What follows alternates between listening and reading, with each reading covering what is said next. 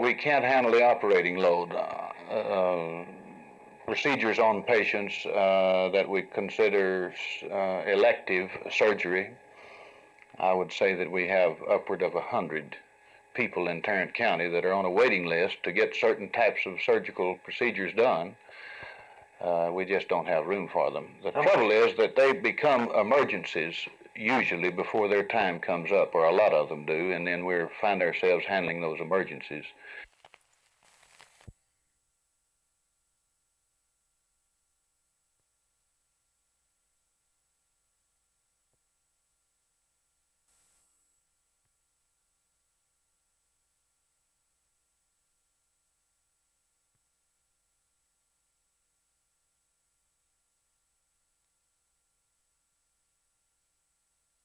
We're building it round because the round plan and the circular geometry, the cylindrical configuration, gives us the most stable and most efficient structural shape.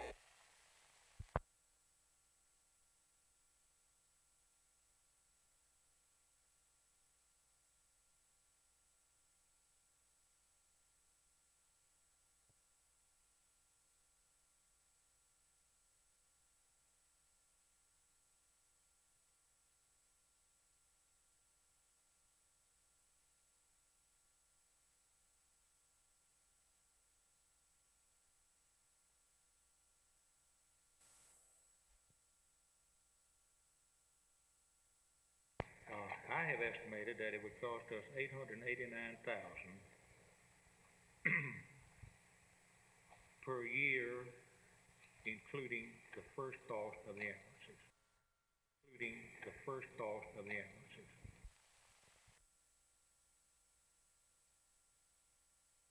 I would like to see a real, honest-to-God, open mind of all of us on this council and all of us in the staff to see just which is the best way for this city to go. I believe we've pretty well decided to go to a city comparable size to Dallas, possibly Baltimore or New Orleans, Denver, a city that has city-operated and owned ambulance service. What do you think? When you get there, what do you think they ask? To see whether or not it has been acceptable to the people, whether the people have gotten the best service, whether it can be operated more efficiently by the city, and is economically by the city, with the primary purpose, I would imagine, to make sure that the people get the best service.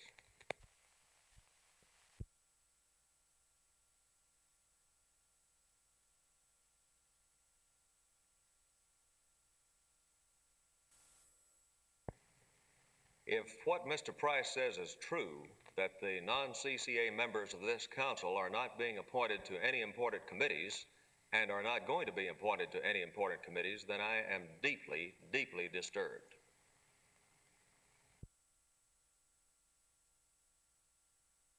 The Forest Braves, who are now members of the Continental Football League, have had an opportunity over the past few weeks to be in contact with Chris Gilbert from the University of Texas, who, of course, is a very fine football player.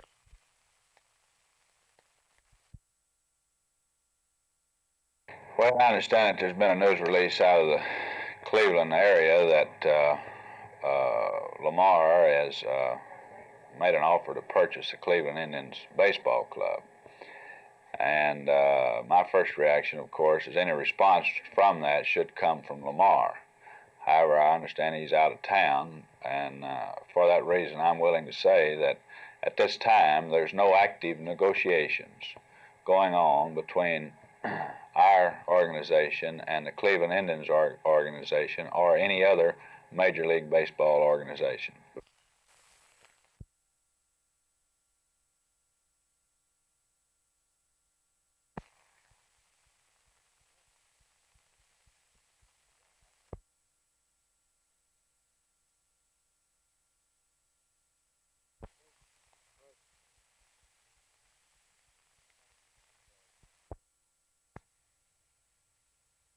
Should one side get an ABM capability, an effective ABM capability, and the other side not have it, the whole strategic balance would be completely upset.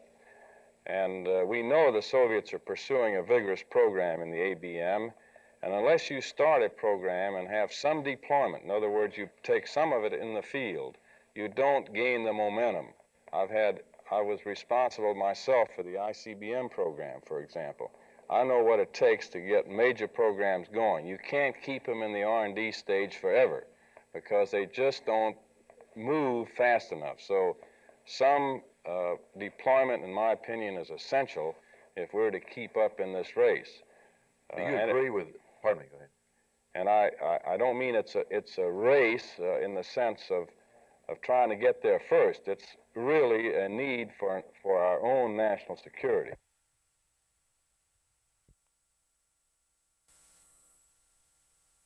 Vandalism always raises concern on the part of citizens, but perhaps never does it raise as much concern as when vandalism strikes a cemetery.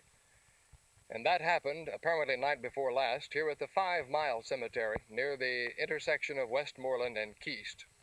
About 60 of the grave markers were overturned, many of them broken in the process. Some of them, quite old, were completely shattered and may never be able to be put back together. This is just one cemetery that this has happened to, but this has occurred in cemeteries and graveyards throughout the North Texas area at various times. Apparently, it is done by vandals who have no particular purpose in mind other than to cause destruction. This cemetery, however, happens to be a little bit out of the ordinary, as explained by one of the directors of the foundation, A.W. Britton. Well, the state has approved a historical marker for the 5 Mile Cemetery, and we understand that the plaque will be installed in the near future. This is to show that it is a sort of a landmark for this area? This is one of the old original landmarks in a cemetery in Dallas County with our first burial that is recorded back as far as 1859. Most of the time, such vandals are never caught. This instance might be different, however. Police officers were here this morning checking for fingerprints on the gravestones and did find some very good footprints, including some with cleats apparently made by soccer shoes. But even if these vandals are caught, and even if such vandalisms are prevented in the future, it's small consolation to those who have loved ones here whose graves were desecrated by these vandals. Reporting from 5 Mile Cemetery, this is Roger McDonald, Channel 8 News.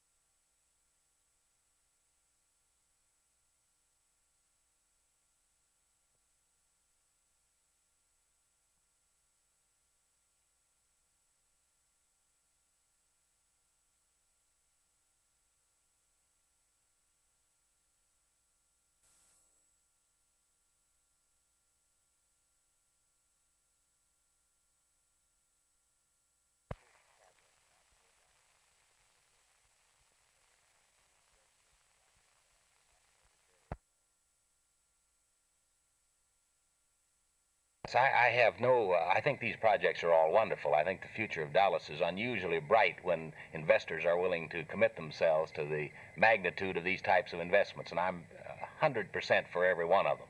But I just say that with the strain, I think these are the practical effects of the tight money policy of the Federal Reserve Bank and of the shortage of money existing now in our economy, together with the extremely tight labor situation we have. I think these are the practical effects of those factors now existing in our economy, which may cause us to defer some of these projects. And I speak not specifically of any one of them.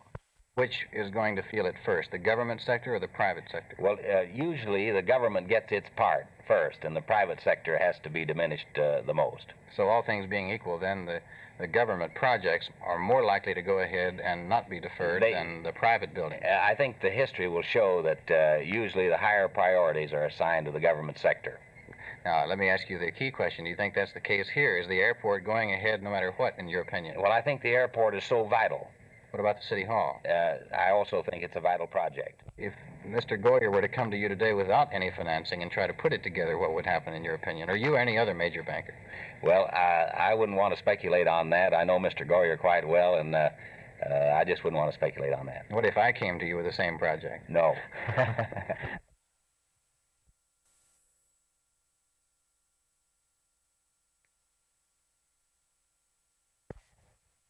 After we buy our land, develop our plans, find our tenants, prepare our contracts, spend millions of dollars, we learn that there's a question about how high we can go, that FAA has literally put a lid on downtown Dallas at 1,049 feet. The structure proposed by Griffin Square Limited would have no effect upon the vast majority of Love Field operations, either approaches or departures. The effect on those operations which might be involved would be minimal. Long, intolerable delays would be incurred, some resulting in flyovers to next scheduled stop or diversions to alternate airports. Many thousands of passengers would arrive late, miss connection, end up at diversion airports, or have their trip into Dallas canceled outright.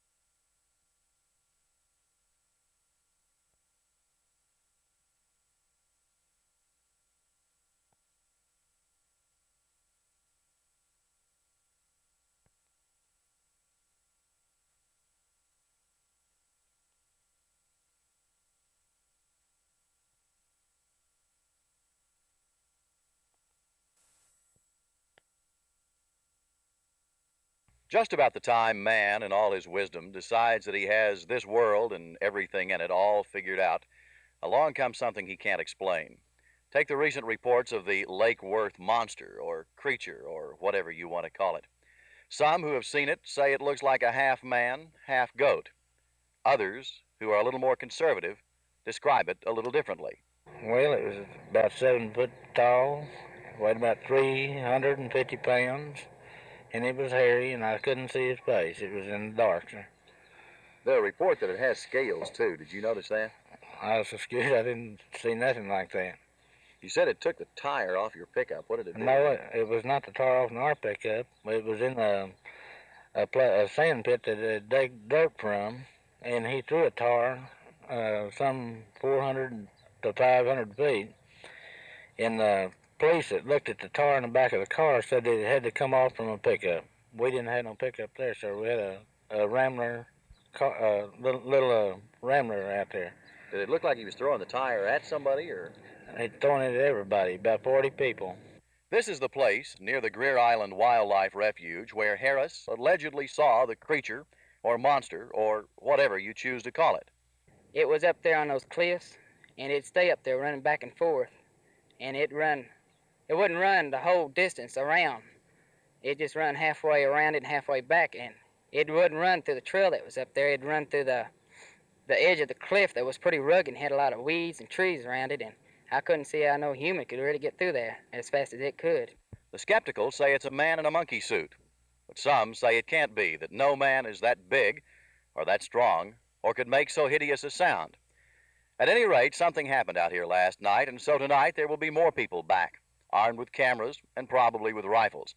And this causes apprehension, particularly for police who say that, monster or no, if there are very many rifles here, somebody might get hurt. Jerry Taff, Channel 8 News at Lake Worth.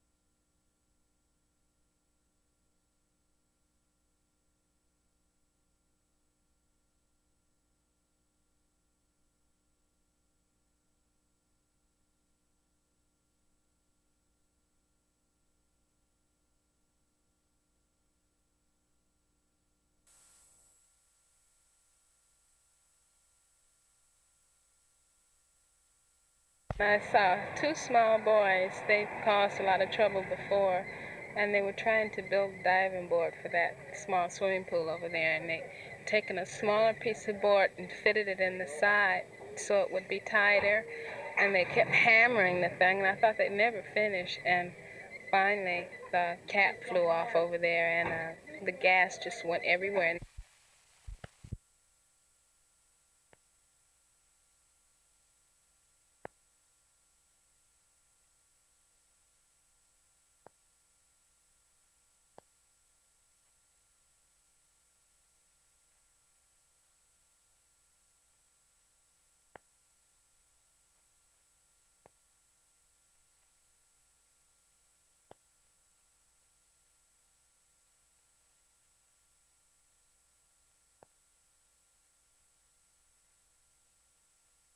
Well, I would say if the fire department had waited another couple of minutes, we might have had a very major catastrophe.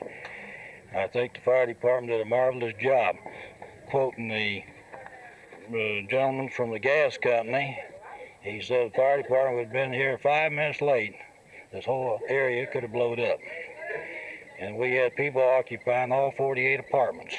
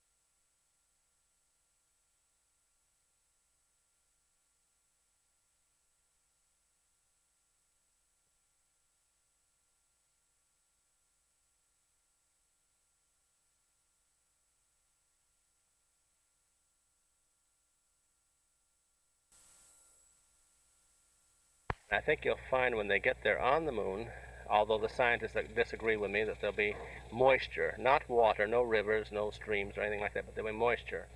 And right now they say I'm crazy when I predict such things, but this is what I feel coming. What do you foresee for the Dallas area in the near future? Well, much growth, but this is not being psychic as far as that's concerned. But for example, right away in the next few days, there should be a major hotel fire in a rundown area, sort of an old area. Maybe the hotel is 35, 40 years old, something like that. Not a big hotel. But there'll be some people hurt, and I see a lot of fire engines and things of that sort. Nationwide, there's going to be a mafia wipeout. Someone's going to get killed, and that's going to hit the headlines the next day or so. What else? I was trying to think. There are going to be some tidal waves in the headlines.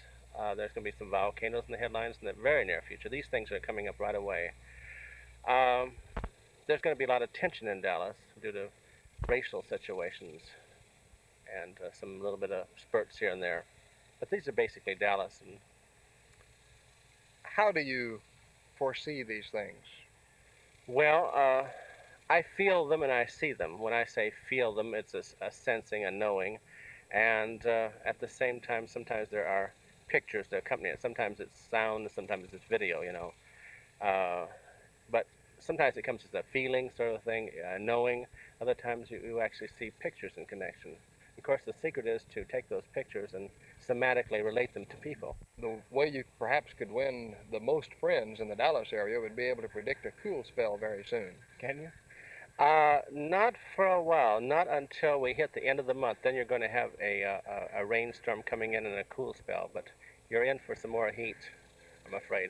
Till the end of July? Yes, towards the end of July, then I see it getting cooler and more comfortable. Not terribly so, but much more so than right now.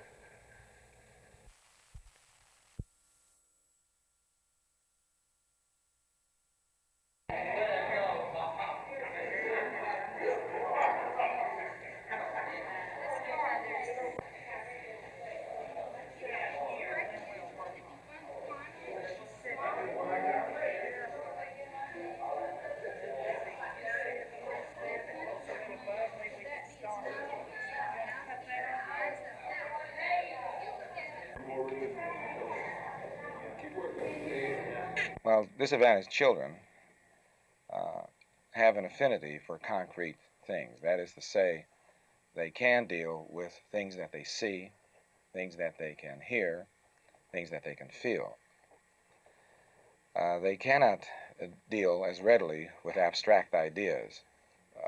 Typically, we use verbal symbols to deal with abstract ideas, and when we use words alone, disadvantaged children have problems with this kind of practice, and many of them fail in school because if school is based almost completely on a verbal kind of involvement, an abstract kind of involvement, there isn't any meaning in school for disadvantaged children.